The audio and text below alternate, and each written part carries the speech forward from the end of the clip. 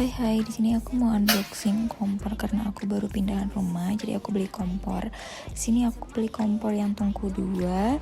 Di sini aku unboxing kelengkapan kompornya tapi tanpa regulator dan selang kompornya ya. Bisa dilihat kelengkapannya apa aja di video berikut ini.